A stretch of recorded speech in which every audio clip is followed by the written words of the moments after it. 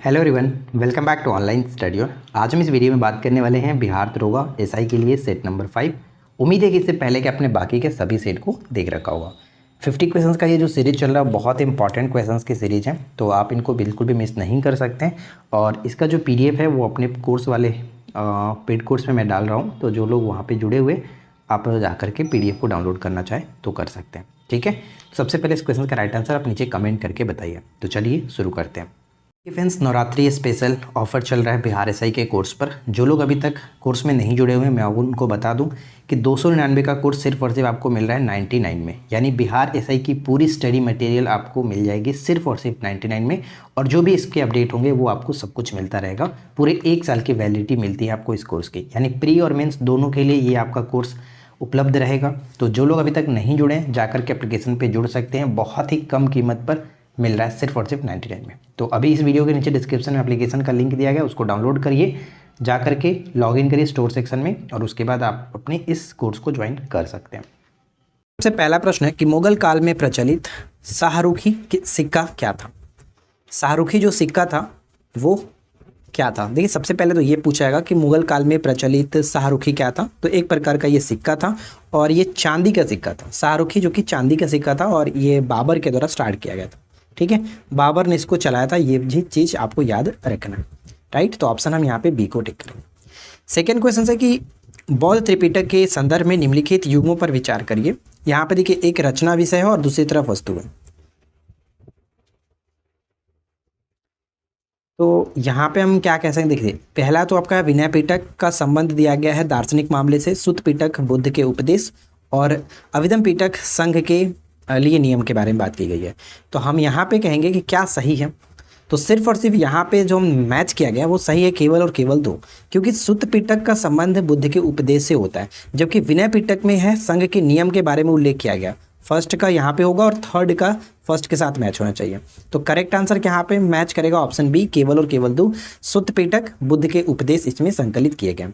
साथ ही साथ इसके संदर्भ में यहाँ पे 2-3 पॉइंट्स पे मैंने लिख रखा है। जैसे देखिए कि इसके रचनाकार से संबंधित क्वेश्चंस पूछे जाते हैं। ये जो त्रिपिटक है, त्रिपिटक के 3 भाग है, विनय पिटक, अभिधम पिटक और सुत पिटक। तो विनय पिटक की रचना किसने की है? उपाली ने किया। अभिधम पिटक मोगलीपुत्र जो कि तिस्से ने किया, और साथ ही साथ सुत पिटक के रचनाकार आनंद को माना जाता है। ठीक है, तो यहाँ पे तीनों चीज़ आपको याद रखना है, मोस्ट इंपॉर्टेंट हो जाएगा। क्वेश्चन नंबर 3 कह रहा है कि निम्नलिखित में से कौन सा रोग जीवाणु के कारण होता है। कौन सा रोग जीवाणु के कारण होता है? अकॉर्डिंग टू ऑप्शन हम देखेंगे तो यहाँ पे आपको देखने को मिलेगा ऑप्शन डी, हैजा जो होता है वो जीवाणु के कारण होने वाला एक रोग है। जीवाणु के कारण होने वाले अन्य रोगों की अगर हम बात करें तो निमोनिया होता है, टीबी जिसको ट्यूबरक्लोसिस के नाम से जानते हैं, कॉलेरा हो गया, टेटनस, फ्लेग, डिप्थीरिया, टाइफाइड, ये सभी के सभी जीवाणु के कारण होने वाले रोग हैं। तो अकॉर्डिंग टू ऑप्शन हम डी को टिक करके आगे बढ़ सकते हैं। क्वेश्चन नंबर 4 में है कि निम्नलिखित में से कौन सा रोग जीवाणु के कारण होता है। तो फिर से देखिए, क्वेश्चन आपसे यही पूछा जा रहा है कि जीवाणु के कारण होने वाले रोग निम्नलिखित में से कौन से। तो अभी जस्ट हमने बात किया था डिप्थीरिया और टाइफाइड के बारे में। इन्फ्लुएंजा और रेबीज जो कि ये होता है वायरस के कारण। तो फर्स्ट और सेकेंड बिल्कुल सही है, यहाँ पे ऑप्शन ए को टिक करेंगे। ठीक है, चलिए क्वेश्चन नंबर 5, निम्नलिखित में कौन सा मिलान गलत है। अब यहाँ पे देखिए कौन सा मिलान गलत है। निमोनिया जीवाणु के साथ बिल्कुल सही, जो पीलिया है वो प्रभावित तो यकृत को करता है और ये वायरस के कारण होने वाला रोग है, इसलिए ये मिलान गलत है, ऑप्शन बी हो जाएगा। क्वेश्चन नंबर 6, छत्रपति शिवाजी महाराज पहली बार किस वर्ष में मुगलों के साथ संघर्ष में आए थे। पहली बार किस वर्ष में मुगलों के साथ संघर्ष में आए हुए थे छत्रपति शिवाजी महाराज। तो इसका सही आंसर बन जाएगा ऑप्शन बी, 1657 में। 1657 में ऑप्शन बी बिल्कुल सही होगा। वीडियो आपको पसंद आया, क्वेश्चंस अच्छे लगे तो प्लीज़ वीडियो को लाइक एंड शेयर करिएगा। चैनल पे पहली बार अगर आए हैं तो सब्सक्राइब करके नोटिफिकेशन बेल आइकन को ऑल पे सेट कर लीजिए। शिवाजी और मुगल संघर्ष तब शुरू हुआ था जब मराठों ने 1657 में अहमदनगर के पास जुन्नार में मुगल क्षेत्र पर आक्रमण किया था, यानी कि 1657, ये याद रखना। अगला है कि भारतीय इतिहास के मध्ययुगीन काल के दौरान मुहियान जो होते थे, मुन्हियान कहा जाता है, मुन्हियान आम तौर पर क्या थे। मुनियान जो होते आमतौर पर क्या होते थे। तो यहाँ पे ध्यान रखना है कि मध्ययुगीन काल में मुनियान जो थे वो गुप्त एजेंट हुआ करते थे। ऑप्शन डी बिल्कुल सही होगा, गुप्त एजेंट हुआ करते थे, यहाँ पे ऑप्शन डी होगा। क्वेश्चन नंबर 8 देखिए, काफ़ी अच्छा प्रश्न है कि नाफ्टा, जिसे पहले हम नाफ्टा जानते थे, के बदले नया व्यापार समझौता हाल ही में लागू किया गया, इसके संबंध में निम्नलिखित कथनों पर विचार करना है नाफ्टा के संबंध में। देखिए नाफ्टा के स्थान पर अब नया जो नाम हो गया यूएसएमसीए हो गया। यूएसएमसीए का मतलब यहाँ पे आप पूछा गया कि इसके अंतर्गत संयुक्त राज्य अमेरिका, मैक्सिको, कनाडा शामिल है। यानी यूएस का मतलब संयुक्त राज्य अमेरिका यूएसए हो गया, एम का मतलब मैक्सिको, सी का मतलब कनाडा, सीए मतलब कनाडा इसमें आ जाता है। तो ये 3 देशों का समूह यहाँ पे यूएसएमसीए हो गया नाफ्टा के संदर्भ में। तो राइट आंसर हम क्या कहेंगे? Option C. 1 और 2 दोनों बिल्कुल सही हैं। ठीक है, चलिए क्वेश्चन नंबर 10 देखें। बिहार के निम्नलिखित में से किस स्थान पर प्रथम बौद्ध संगीति का आयोजन किया गया था? प्रथम बौद्ध संगीति का आयोजन कहाँ हुआ था? जैसे कि अगर बौद्ध संगीतियों की बात करें तो 4 बौद्ध संगीतियाँ थी। ठीक है, 4 बौद्ध संगीतियाँ, जिसमें अगर हम चारों की बात करें तो पहला जो कि राजगृह में हुआ, दूसरा वैशाली में हुआ, तीसरा पाटलिपुत्र में और चौथा कश्मीर में। ठीक है, तो यहाँ पे राजगीर जो है क्या राजगीर या फिर राजगीर, तो पहला तो आपका यही बिहार के अंतर्गत, दूसरा भी बिहार, तीसरा भी बिहार, लेकिन चौथा सिर्फ और सिर्फ कश्मीर में हुआ था। तो यहाँ पे करेक्ट आंसर हो जाएगा option A Rajgir. Question number 11 है कि छुई मुई की पत्तियाँ दर्शाती हैं। छुई मुई की जो पत्तियाँ होती हैं वो दर्शाती हैं किस प्रकार की गति को ये दर्शाती? स्पर्शानुवर्तन। ठीक है, स्पर्शानुवर्तन गति को दर्शाता है। ऑप्शन हम बी को टिक करेंगे। और यहाँ पे देखिए इसके बारे में अच्छे तरीके से लिखा भी गया कि थिग्मोट्रॉपिज्म जो है, थिग्मोट्रॉपिज्म शब्द थिग्मो से लिया गया जिसका अर्थ होता है स्पर्श या संपर्क, और अनुवर्तन जिसका अर्थ होता है दिशिक। उत्तेजनाओं को छूने या फिर संपर्क करने की प्रतिक्रिया में थिग्मोट्रॉपिज्म एक पौधे की दिशात्मक वृद्धि है। ठीक है, तो ये ध्यान में रखना है। रक्त समूह का आविष्कार किसने किया था? रक्त समूह जो कि ब्लड ग्रुप की बात की जा रही है, जिसे हम जानते हैं ए बी और ओ, मेनली 4 ब्लड ग्रुप आपने देखा होगा। तो इसके बारे में आपको बताना है कि इसके आविष्कारक कौन थे। तो इसके आविष्कारक हम यहाँ पे देख सकते हैं, ऑप्शन डी हो जाएगा, इनमें से कोई नहीं, क्योंकि कार्ल लैंडस्टीनर ने रक्त समूह की खोज की थी। और इसमें आप 2 चीज़ मैंने आपको इससे पहले वाली वीडियो में बताया था रक्त समूह के बारे में। जो ए बी होता है, ए बी पॉजिटिव होता है, जिसे हम लोग क्या कहते हैं? यूनिवर्सल रिसेप्टर, यानी कि इसको सर्वग्राही कहा जाता है। ठीक है, सर्वग्राही। और ओ निगेटिव होता है जिसको हम लोग यूनिवर्सल डोनर कहते हैं, सर्वदाता। तो ये दोनों इंपॉर्टेंट है, दोनों याद रखिएगा। विलियम हार्वे की बात करते हैं तो विलियम हार्वे ने रक्त परिसंचरण की खोज की थी। ठीक है, रक्त परिसंचरण की खोज की थी। अगला प्रश्न है कि किसने अकबर को ज़िले इलाही, खुदा की परछाई एवं फर-ए-इज़्दी, खुदा से निकलने वाली रोशनी कहा है? किसने कहा था अकबर को ज़िले इलाही? किसने कहा था अकबर को ज़िले इलाही की उपाधि जो दी गई थी, यानी कि किसने कहा था? तो यहाँ पे अबुल फजल बिल्कुल सही होगा, और अकबरनामा अबुल फजल नहीं लिखा है। अगला प्रश्न है कि कौन सा वेद त्रयी का भाग नहीं है? अगर आप हमारे रेगुलर व्यूअर हैं और इससे पहले की हमारी सारी वीडियोस को देखे होंगे तो कहीं ना कहीं आपको ये चीज़ देखने को मिला होगा। मैं कई बार बता चुका हूँ कि वेद त्रयी क्या होता है। जो स्टार्टिंग के 3 वेद हैं उनको संयुक्त रूप से वेद त्रयी कहा जाता है, यानी कि ऋग्वेद, यजुर्वेद और सामवेद, इन तीनों को संयुक्त रूप से वेद त्रयी के नाम से जानते हैं। लेकिन जो बाद का अथर्ववेद है इसको इसके अंतर्गत नहीं रखते। तो राइट आंसर क्या हो जाएगा? Option D. ठीक है, अगला प्रश्न कि डॉक्टर हवा के नाम से किसको जानते हैं? डॉक्टर हवा के नाम से किसको जानते हैं? देखिए ये सभी जो क्वेश्चंस हम आपको करा रहे हैं वो आपके एसआई के पैटर्न पे है। 2 बार हमने एसआई का पेपर अच्छे तरीके से देखा हुआ है, 2446, साथ ही साथ आपने अभी हाल ही का जो पेपर देखा 2213। इन सभी क्वेश्चंस को ध्यान में रखते हुए हम ये प्रैक्टिस सेट को चला रहे हैं, ताकि जहाँ जहाँ से टॉपिक से क्वेश्चंस पूछे गए वो आपको कराएं, और कुछ एक्स्ट्रा क्वेश्चंस भी आपके साथ डिस्कस किया जाए जो कि एग्जाम्स में पूछे जाने के चांसेस हैं। ठीक है, तो अगर आपको अच्छे तरीके से प्रिपरेशन करना है और आपको सीरियस होकर के प्रिपरेशन करना है तो फिर आप रेगुलर हमारे इस वीडियो को ज़रूर देखिए, कभी मिस मत करना। ठीक है, तो देखिए डॉक्टर हवा के नाम से हम हरमटन को जानते हैं। यहाँ पे ऑप्शन बी हो जाएगा, यानी केवल और केवल 2 डॉक्टर हवा के नाम से जाना जाता है। चलिए फिलहाल बढ़ते हैं अगले प्रश्न की तरफ। और अगला प्रश्न है कि किस कुषाण शासक ने अपने साम्राज्य का विस्तार बिहार तक किया था? किस कुषाण शासक ने अपने साम्राज्य का जो विस्तार है वो यहाँ तक बिहार तक किया था? तो राइट आंसर बन जाएगा option A Vim Kadphises is the right answer. Option A बिल्कुल सही आंसर होगा। अगला प्रश्न है कि भारत में निम्न वायसरायों में से कौन किसके काल में Indian penal code, civil procedure code और क्रिमिनल प्रोसीजर कोड पारित किए गए थे? ये जो तीनों कोड हैं वो किस वायसराय के समय में पारित किए गए थे? तो बहुत ही सिंपल सा क्वेश्चन है, आप सभी को पता होगा, लॉर्ड कैनिंग, इन्हीं के समय में जो कि 1857 की घटना घटी थी। तो ये चीज़ आपको याद रखना है, ठीक है। 1857 ऑप्शन सी होगा, लॉर्ड कैनिंग। नेक्स्ट वन है कि निम्न में से अवध के स्वायत्त राज्य के संस्थापक कौन थे? अवध के स्वायत्त राज्य के संस्थापक के रूप में किसको जाना जाता है? किसे जानते हैं हम लोग? तो यहाँ पे हम कहेंगे शहादत जो खां है, शहादत खां, जिनको हम लोग बुरहान उल मुल्क के नाम से भी जानते हैं। ऑप्शन बी होगा करेक्ट आंसर। निम्नलिखित में से किसने मीर कासिम तथा सुजाउद्दौला के साथ मिलकर के अंग्रेजी ईस्ट इंडिया पर युद्ध घोषित किया और वे बाद में बक्सर के युद्ध में अंग्रेजों से पराजित हुए? तो बक्सर का युद्ध कब हुआ था? 1764 में। बक्सर का युद्ध 22-23 अक्टूबर 1764, और इसमें कौन थे? शाह आलम द्वितीय। शाह आलम द्वितीय, और इसी के बाद इस युद्ध के पश्चात इलाहाबाद की संधि भी हुई थी 1765 में, ठीक है। 1765 में इलाहाबाद की 2 संधियाँ हुई थी, दोनों को याद रखना है। चलिए इसके बाद नेक्स्ट क्वेश्चन है कि सारनाथ में बुद्ध के जो प्रथम प्रवचन था क्या कहलाता है?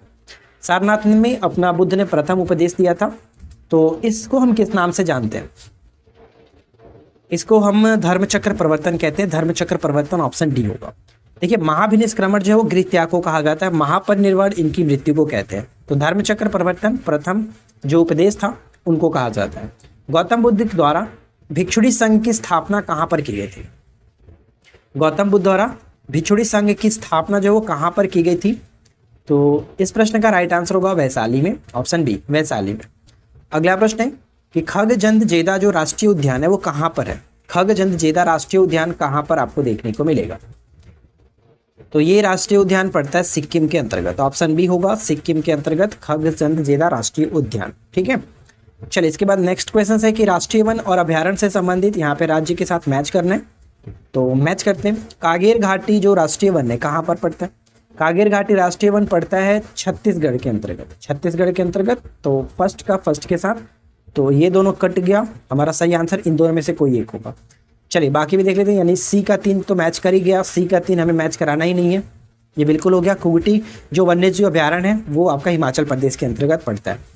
बी में देख लेते हैं नागरहोल राष्ट्रीय उद्यान, ये कर्नाटक में पड़ता है, यानी बी का 4th के साथ। बी का 4th कहाँ पर मिल रहा है? ऑप्शन बी बिल्कुल सही आंसर बन जाएगा। सुल्तानपुर पक्षी जो अभ्यारण्य है वो हरियाणा में है, ये याद रखना है, पूछा जाता है। अगला प्रश्न कि 2001 से 2011 में सर्वाधिक जनसंख्या वृद्धि दर वाला राज्य मेघालय था, लेकिन दूसरे स्थान पर कौन सा राज्य जो कि सर्वाधिक वृद्धि को दर्शाया था? और सबसे कम जो वृद्धि दर्शाया था वो है अपना निगेटिव में रहा था नागालैंड, लेकिन दूसरे स्थान पर यहाँ पर अरुणाचल प्रदेश, ध्यान रखिएगा ऑप्शन सी बिल्कुल सही आंसर है, अरुणाचल प्रदेश, राइट। अगला प्रश्न, कौन सा साहित्यिक स्रोत बताता है कि कैसे चंद्रगुप्त मौर्य ने नंदों को उखाड़ फेंकने के लिए चनागे की सहायता प्राप्त की थी? ये कौन सा स्रोत हमें बताता है? साहित्यिक स्रोत से हमें जानकारी मिलती है, तो ये जानकारी हमें मिलता है मुद्रा राक्षस। मुद्रा राक्षस के लेखक कौन है? विशाख दत्त। ये प्रश्न हमेशा पूछा जाता है, विशाख दत्त, ये ध्यान में रखेंगे। अगला है कि मातोश्री पुस्तक किस लोकसभा अध्यक्ष के द्वारा लिखी गई है? मातोश्री जो पुस्तक है वो किस लोकसभा अध्यक्ष के द्वारा लिखी गई थी? तो ध्यान रखना है सुमित्रा महाजन। सुमित्रा महाजन ऑप्शन ए बिल्कुल सही आंसर होगा। सुमित्रा महाजन 16वीं, ध्यान रखिएगा कि 16वीं लोकसभा अध्यक्ष की ये मतलब कि अध्यक्ष रही थी, और दूसरी महिला अध्यक्ष थी, ये भी याद रखना है कि दूसरी महिला अध्यक्ष थी। इंदौर लोकसभा अध्यक्ष निर्वाचन क्षेत्र इनका था, और साथ ही साथ इन्होंने जो सुमित्रा महाजन है 2014 से लेकर के 2019 तक ये अध्यक्ष रही थी, ठीक है। 2014 से 2019 तक ये अध्यक्ष पद पर थी।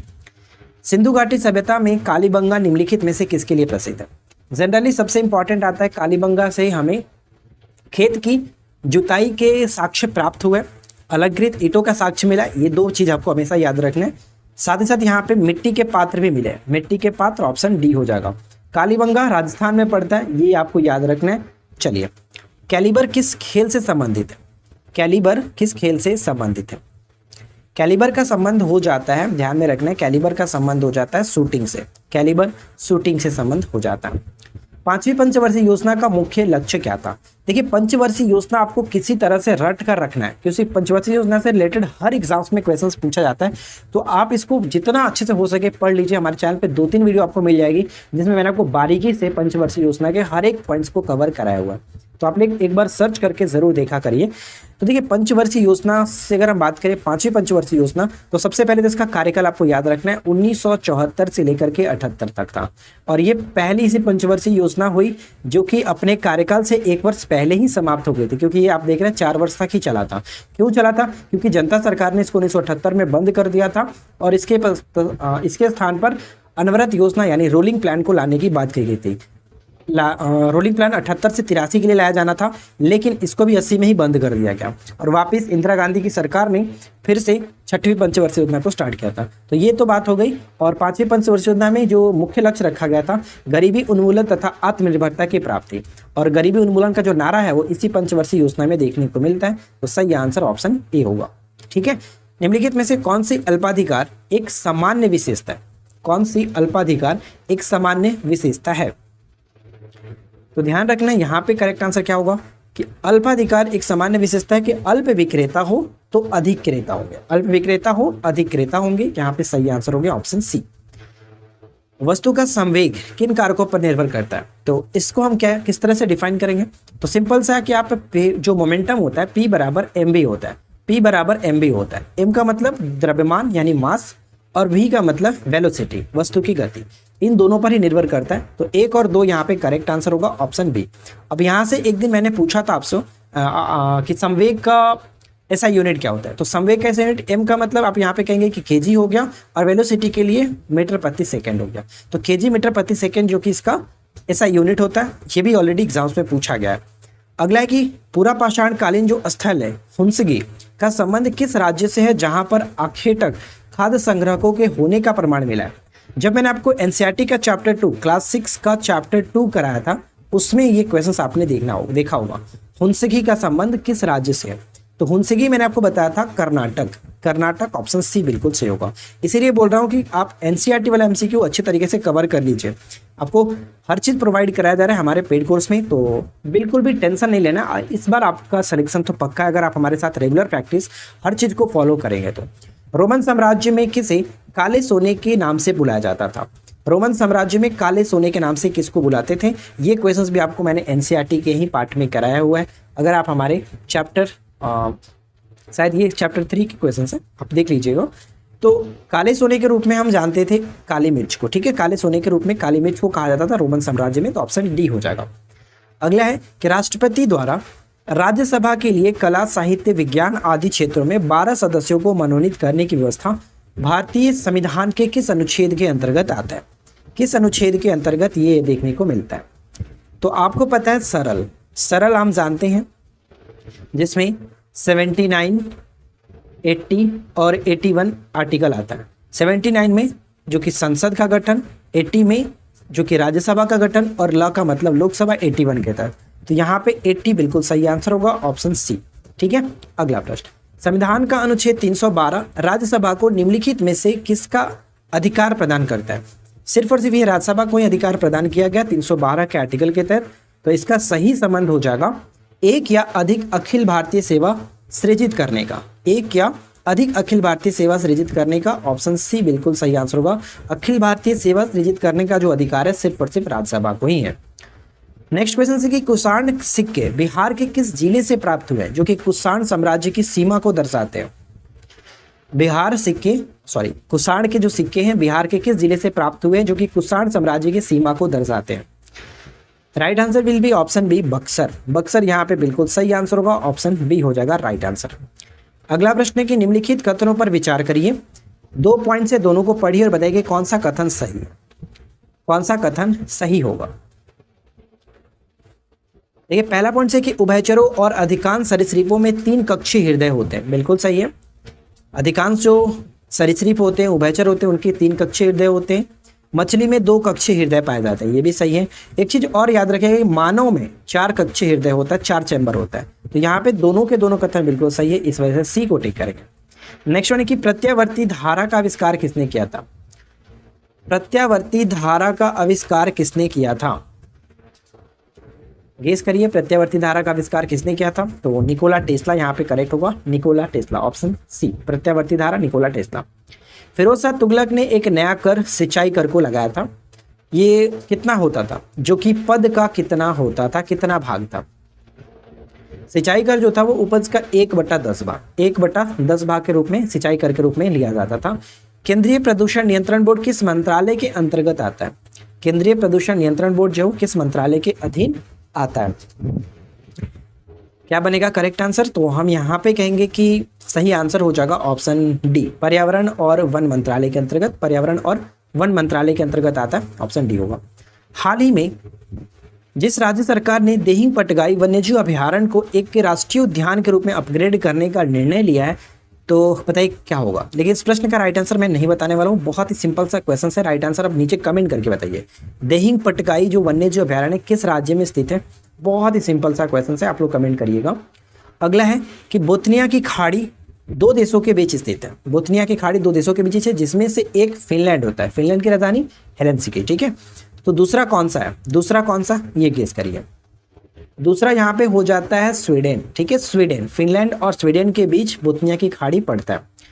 अगला है कि लौह चुंबकीय पदार्थों के भीतर परमाणुओं की असंख्य अति सूक्ष्म रचनाओं को क्या कहा जाता है? लौह चुंबकीय पदार्थों के भीतर परमाणुओं की असंख्य अति सूक्ष्म संरचनाओं को किस नाम से जानते हैं? इसे हम लोग डोमेन कहते हैं, डोमेन। एक प्रश्न ये पूछा था कि एक डोमेन में कितने होते हैं, कितने परमाणु संख्या होते हैं? एक डोमेन में 10⁻18 10⁻21।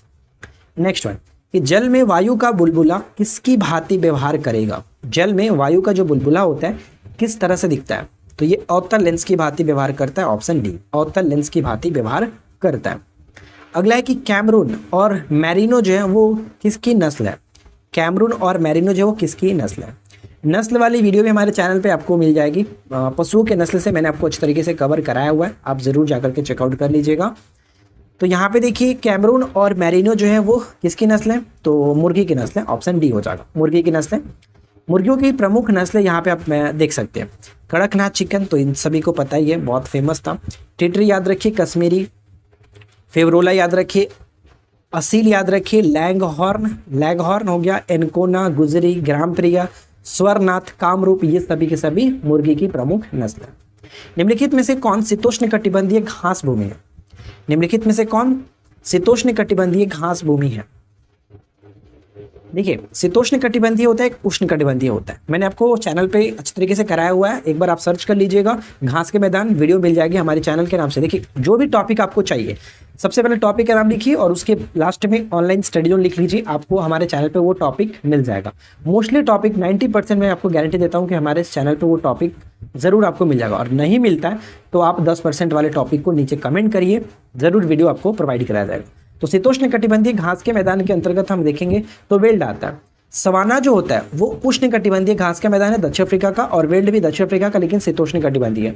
शीतोष्ण कटिबंधीय घास के मैदान के अंतर्गत आप याद रखेगा पंपास भी आता है जो कि दक्षिण अमेरिका का, प्रेरीज भी आता है जो कि उत्तरी अमेरिका का है। तो ये इंपॉर्टेंट रहेगा, इसको याद रखेगा। फिलहाल यहाँ पे सही आंसर ऑप्शन सी होगा, वेल्ड, ठीक है। अगला प्रश्न, हाल ही में क्रिस हिपकिंस किस देश के प्रधानमंत्री बने?